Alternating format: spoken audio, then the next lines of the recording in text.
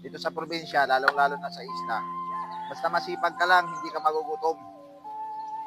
Ewan ko ba kung bakit yung mga kababayan natin na taga-probinsya, aliw na aliw sa syudad, lalong-lalo na sa Manila. Ang gulo-gulo doon, ang sikip-sikip, ang init-init. Okay lang doon, magbakasyon ka lang siguro mga 1 o 2 linggo. Tapos, yung ma-feel mo lang ba, experience mo lang yung buhay syudad. Pero yung doon ka titira, tapos doon ka na maghahanap buhay, doon ka na magpaparami ng lahi mo, or basta, kung anong gusto mong plano doon. Kung ako sa inyo, mas maganda pa, probinsya na lang kayo. Kasi marami na sila doon, nagsisika na sila doon, yung iba kung saan na nga tinatapon eh. Yung iba hindi na nakakabalik, gusto nilang bumalik pero hindi na sila makabalik.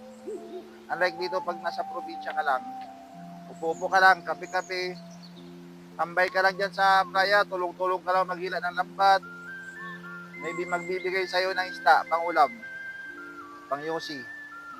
Doon sa Manila, ay yung iba doon, nagnanakaw, kung ano-ano na lang pinanggagawa.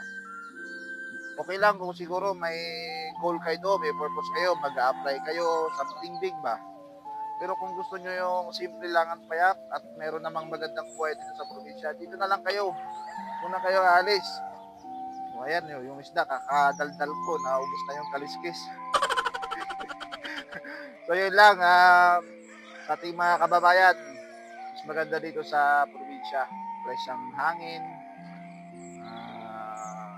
malaya kang gawin kung anong gusto mo. Hindi mo kailangan ng malaking pera dito. Basta lumalaban ka ng patas, mamumuhay ka ng payapa at masaya. So yun lang. Ingat mga kabayan. Let's go live.